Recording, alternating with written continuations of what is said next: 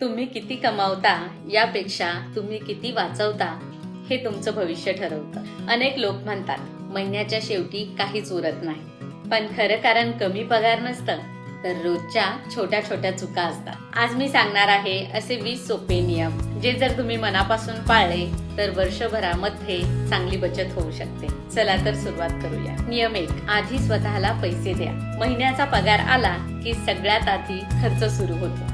EMI, किराणा, online shopping, bills आणि मग शेवटी बचतीसाठी काहीच राहत नाही. याऐवजी नियम बदला. पगार आला की सर्वात आधी 10% किंवा 20% रक्कम ही वेगळ्या बचत खात्यामध्ये टाका आणि उरलेल्या पैशांमध्ये संपूर्ण महिना चालवण्याचा प्रयत्न करा. बचत म्हणजे उरलेले पैसे ठेवणे नाही, तर सुरुवातीलाच स्वतःच्या भविष्यासाठी पैसे बाजूला ठेवणे. दुसरा नियम. प्रत्येक खर्च लिहून ठेवा. आपल्याला असं वाटतं की मी फार खर्च करत नाही, पण महिन्याभराचा हिशोब लिहिला की खरी गोष्ट समोर येते. 50 रुपये, 100 रुपये, 200 रुपये असे छोटे छोटे खर्च मिळून हजारो रुपये जातात. मोबाईलमध्ये नोट्स ठेवा किंवा छोटीशी डायरी वापरा, कारण ज्याचा हिशोब असतो त्याचं नियंत्रणही असतं. नियम 3. गरज आणि इच्छा यामधला फरक ओळखा. मित्रांनो, एखादी वस्तू आवडली म्हणून ती गरजेचीच असते असं होत नाही. स्वतःला एक प्रश्न विचारा, ही वस्तू माझ्या आयुष्यामध्ये खरंच आवश्यक आहे का, की ती फक्त ऑफर पाहून आपण खरेदी करत आहोत? हा एक प्रश्न अनेक चुकीच्या खरेदी थांबवू शकतो. चौथा नियम. 24 तासांचा नियम पाळा. मोठी खरेदी ही लगेच करू नका, किमान 24 तास थांबा. मैत्रिणींनो, बऱ्याच वेळा दुसऱ्या दिवशी ती वस्तू तितकी महत्वाची वाटत नाही. भावनेने घेतलेले निर्णय हे बहुतेक वेळा महागात पडतात आणि शांत मनाने घेतलेले निर्णय पैसेही वाचवतात आणि पश्चातापही टाळतात. 5वा नियम म्हणजे ऑफरच्या मागे धावू नका. By one get one free किंवा आज शेवटचा दिवस आहे, 50% डिस्काउंट आहे, 70% डिस्काउंट आहे आणि हे शब्द आपल्याला खरेदीसाठी भाग पाडतात. पण मित्रमैत्रिणींनो, आपण एक गोष्ट लक्षात ठेवायला हवी. ज्या वस्तूची गरजच नाही ती वस्तू मोफत मिळाली तरी तो फायदा नसतो. खरी बचत म्हणजे नको असलेली वस्तू न घेणे. नियम 6. आधी घरामध्ये काय आहे ते तपासा, ते चेक करा. मैत्रिणींनो, बऱ्याच वेळा आपण पुन्हा पुन्हा तीच वस्तू घरात आणतो, कारण घरामध्ये आधीपासून काय आहे, किती आहे हेच माहिती नसतं. महिन्यातून एकदा स्वयंपाकघर, स्टोर आणि कपाट तपासा आणि जे आहे ते आधी वापरा.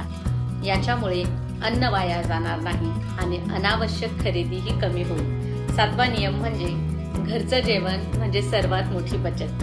मित्रमैत्रिणींनो, आठवड्यातून किंवा महिन्यातून 4-5 वेळा बाहेरचं खाणं आपल्यालाही जाणवत नाही, पण महिन्याला हजारो रुपये खर्च होतात. घरचं अन्न फक्त आरोग्यासाठीच नाही, तर आर्थिकदृष्ट्याही सर्वात मोठी गुंतवणूक आहे. म्हणून आठवड्याचा मेनू आधीच ठरवा. याच्यामुळे वेळही वाचेल, अन्नही वाया जाणार नाही आणि खर्चही कमी होईल.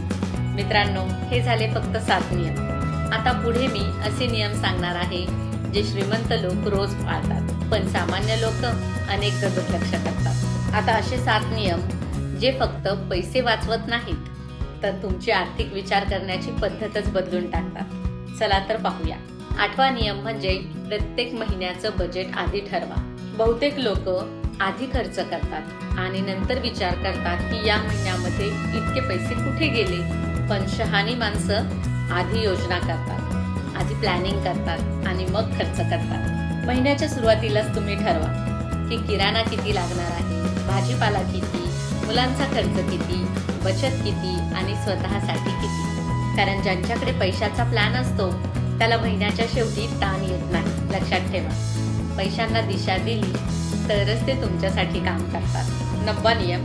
कॅशमध्ये खर्च करण्याची सवय लावा. ऑनलाईन पेमेंट आणि कार्ड वापरताना पैसे नेमके किती खर्च झाले आणि किती राहिले आहेत हे अनेकदा आपल्याला जाणवत नाही, पण हातातून रोख पैसे जाताना मात्र मन आपोआपच विचार करतं, खरंच ही वस्तू घ्यायची गरज आहे का, किंवा आता माझ्याकडे तितके पैसे नाहीत, किंवा आता जर मी ही वस्तू घेतली तर मग मला महिन्याभराचा खर्च करण्यासाठी पैसे उरणार नाहीत, पैसे राहणार नाहीत. खास करून किराणा, भाजीपाला किंवा छोट्या खरेदीसाठी कधीतरी रोख पैसे वापरून पहा. तुम्हालाच फरक जाणवेल. नियम 10. एक वस्तू आली की एक वस्तू घराबाहेर गेली पाहिजे. नवीन कपडे घेतले की मग जुने कपडे पण वापरण्यायोग्य असलेले कपडे दान करा. नवीन भांडी घेतली की जुनी वापरात नसलेली भांडी दुसऱ्याच्या उपयोगी पडू द्या. यामुळे घरामध्ये अनावश्यक वस्तू साचणार नाही आणि नवीन खरेदी करण्यापूर्वी तुम्ही दोनदा विचार करा. मित्रांनो, बचत ही फक्त पैशांची नसते, ती जागेची, वेळेची आणि मनशांतीचीही असते. 11वा नियम म्हणजे महाग वस्तू खरेदी करण्यापूर्वी 3-4 दुकानं किंवा 3-4 वेबसाईट्स तपासा. मित्रांनो, पहिलीच किंमत अंतिम असते असं कधीच समजू नका. आजच्या काळामध्ये तुलना करायला फक्त काही मिनिटं लागतात. मग ती किंमत, गुणवत्ता, वॉरंटी आणि ग्राहकांचा अभिप्राय तपासा. अशीच 5-10 मिनिटांची तुलना कधी कधी हजारो रुपयांची बचत करून देते. 12वा नियम, लहान लहान बचतीची ताकद कमी समजू नका. म्हणतात ना, थेंबे थेंबे तळे साचे. आज 50 रुपये वाचले, उद्या 100 रुपये वाचले. असं वाटतं की याने काय फरक पडणार, पण दररोज फक्त 100 रुपये वाचवले तरी वर्षभरामध्ये 36,500 रुपये होतात. मित्रांनो, मोठी बचत ही एका दिवसात होत नाही, ती छोट्या सवयींचा परिणाम असते. 13वा नियम, वीज, पाणी आणि गॅसची बचत म्हणजे थेट पैशांची बचत. रिकाम्या खोलीतील लाईट बंद करा. ज्या खोलीत कोणीच नाही असता तिथल्या लाईट्स बंद करा.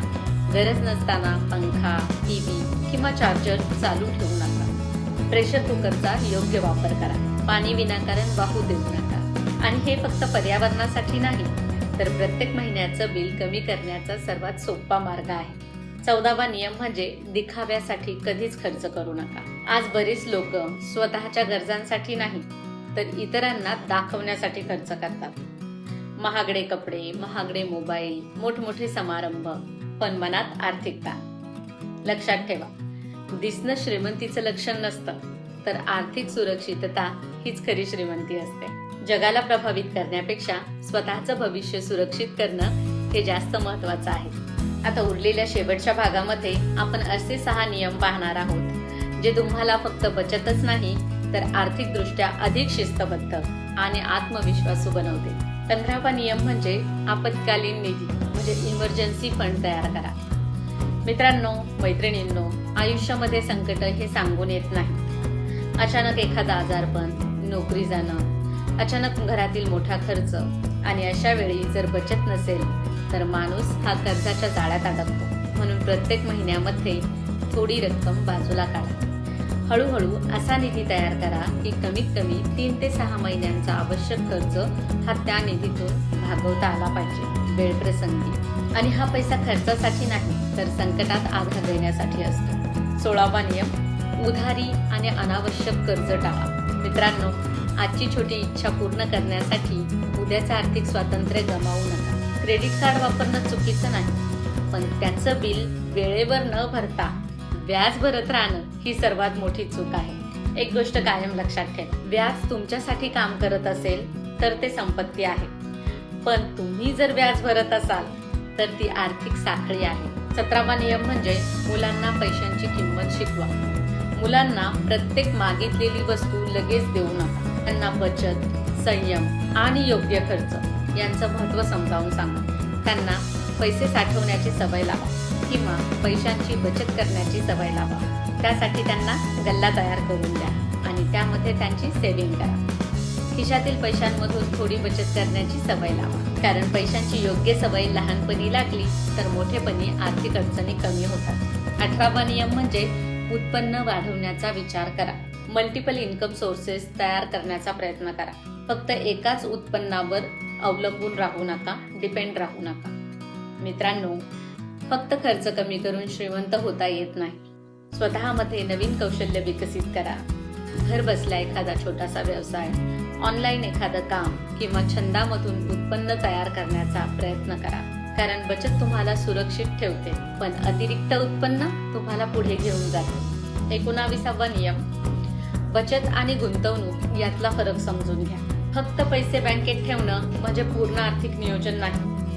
महागाईमुळे पैशाची किंमत कमी होत जाते, म्हणून म्हणून तुमच्या ध्येयांनुसार योग्य आणि सुरक्षित गुंतवणुकीची माहिती घ्या, कारण बचत तुम्हाला आधार देते पण योग्य गुंतवणूक तुमची संपत्ती वाढवते. शेवटचा नियम 20वा नियम, प्रत्येक रुपयाचा आदर करा. मैत्रिणींनो, मोठी संपत्ती ही एका मोठ्या निर्णयाने तयार होत नाही, ती दररोज घेतलेल्या छोट्या आणि योग्य निर्णयांमुळे तयार होते. 50 रुपये वाचवणं, 100 रुपये जपणं, अनावश्यक खर्च टाळणं हे जरी शुल्लक वाटत असलं तरी याच सवयी भविष्यामध्ये मोठा आर्थिक पाया तयार करतात. मित्रांनो, लक्षात ठेवा, पैसे कमावणं ही एक कला आहे, पण पैसा टिकवणं ही शहाणपणाची सवय आहे. मित्रांनो, पैसे वाचवण्यासाठी मोठा पगार असणं आवश्यक नाही, मोठी शिस्त असणं आवश्यक आहे. आजपासून फक्त एक निर्णय घ्या, मी प्रत्येक खर्च विचारपूर्वक करेन आणि प्रत्येक महिन्यामध्ये नियमित बचत करेन. कारण तुमच्या बँक खात्यातील रक्कम